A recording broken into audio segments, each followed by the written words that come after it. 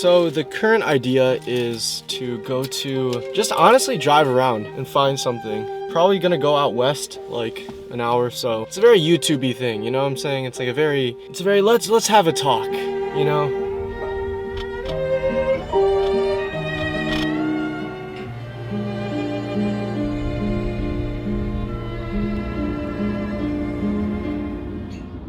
Alright, so I have found this parking garage. This is so funny because it reminds me of what I used to do back home when I first started making videos of just like finding random spots and just filming. Alright, I'm sorry if this is cringe to some of you out there, but we're talking about art today. We're talking about creative stuff. I think so much of the internet is creativity on creativity, or just videos on how to make videos or videos on other videos, and it's kind of all this recycled slop. I'm gonna be contributing to that today. I'm sorry. This is an effort, a spirit to kind of just talk through figuring out what to create, or kind of get back into satiating the sense of like, yo, I need to make something. And so I need to preface that by this might be a little pretentious, cringe, whatnot, but it's me. It's something I've been thinking about. I have two things for you today. One is one of my really good friends, Baron. He's an author, filmmaker, probably one of the smartest people I've had the chance of meeting. Low-key, when I first met this guy, I was like so scared because of his aura. Like, he's just so cool.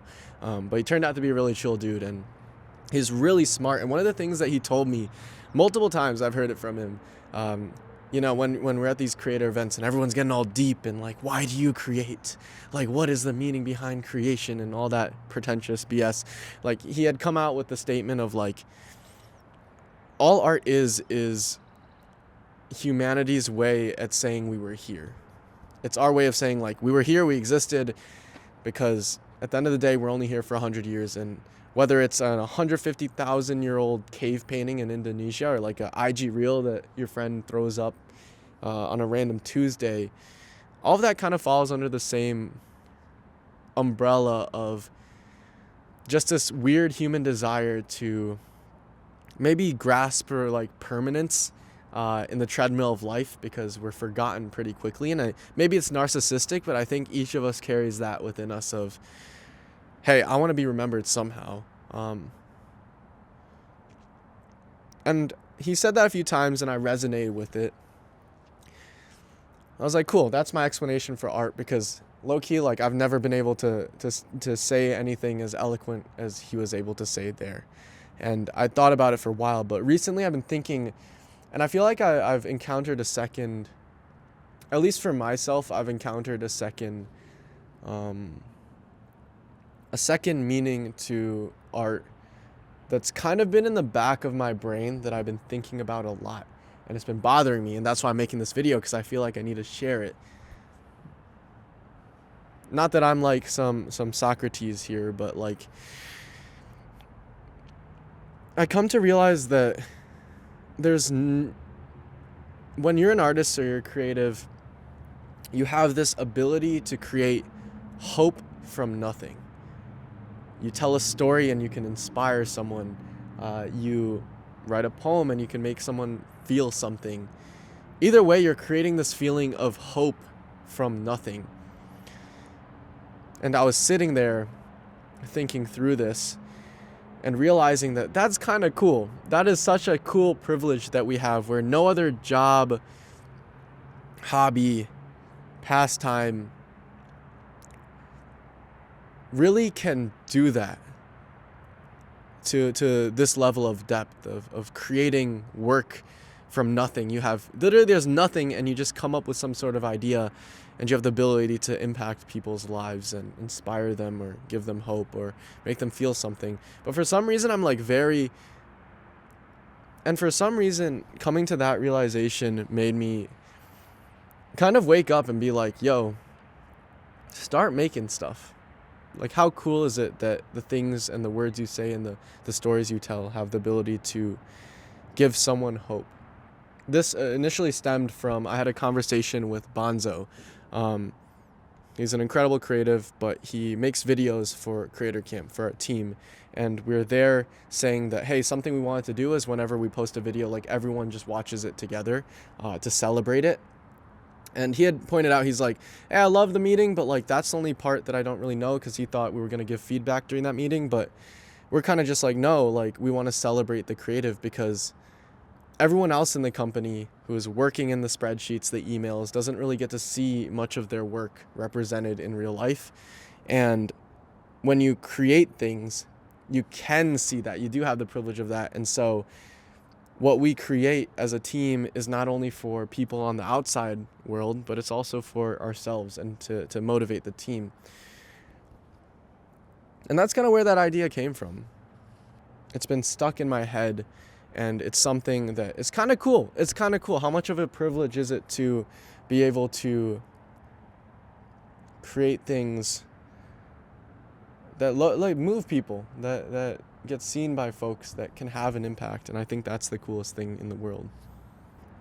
Number 2, the second thing that I wanted to talk about is there's this deep discomfort I have with making things right now. There's this deep fear, anxiety, just like, what the hell am I doing type of vibe, which is kind of cool, but like it is apparent there. I think for a while there was this notion of like every video, every film had to be better than the last. Everything that I created had to be something that rose above the standards. You know, the Wholesome Vlog series, or this idea you take 4 months to create a film about your life. And that was cool. That was cool because it felt like I was being productive, or I was raising the bar. And I'm starting to realize now that I'm creating things, how deep in my psyche that idea was planted, how painful it is to undo, how painful it is just to create something in a day and put it out there. Because you become such a perfectionist, or you want to tell this whole story.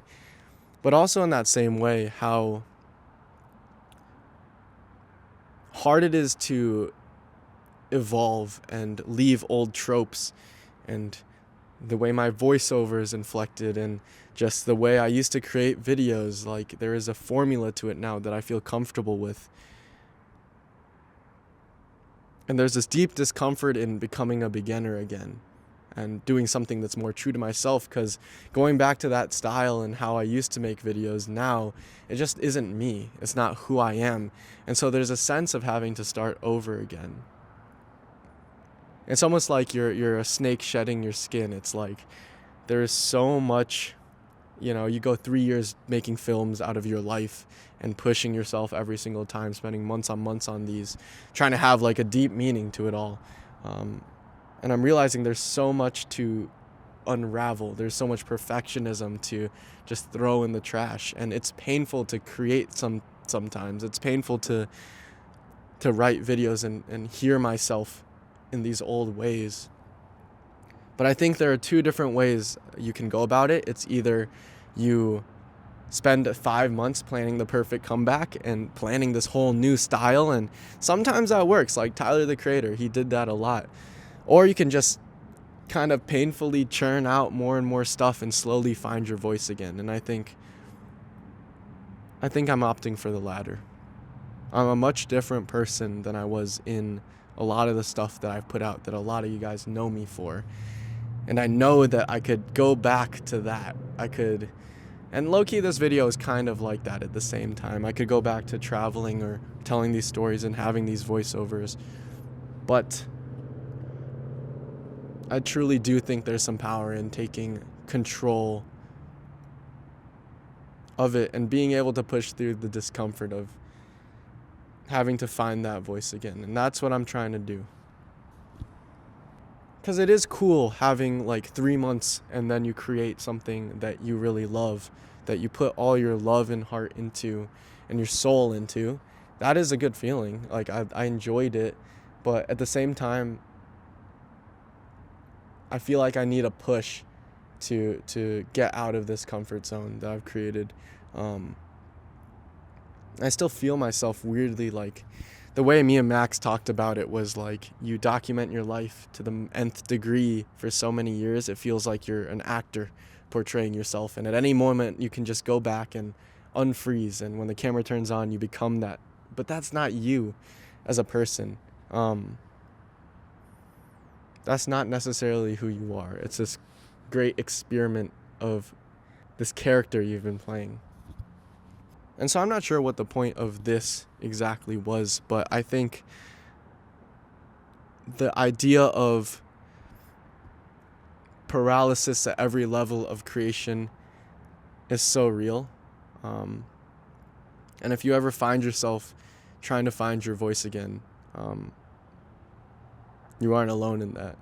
I think something I've been doing a lot more is looking towards other sources of inspiration. That's kind of how originally I started on YouTube, was watching movies instead of consuming other YouTube videos. I think that's super special. Reading books, watching other movies, weird movies. But yeah, I feel like oftentimes there can be this pressure to like instantly change and become this new thing and take on this new form. When in reality, I kind of want to show you guys the painful process of finding that voice again and going video by video, where things might look completely different or feel completely different, but you're at ground zero again. And that contains all the emotions. It's scary, but I think it's time to play on the offense. It's time to be more offensive with it. It's time to just like make stuff, like throw shit at the wall, like just try stuff and find that voice. And I think that scares the shit out of me as someone who used to be a perfectionist and would just take months doing something. But it's in that challenge that I think the new desire and motivation is found. Of like, oh, people have known me for this thing, for the hiking videos, for, you know, the YouTube New Wave stuff, but now it's time to kind of reinvent that. And whether it's more in the writing, whether it's more in just like stuff like this and conversations, we'll see, but I don't think it's ever too late to reinvent yourself. Ride till the wheels fall off.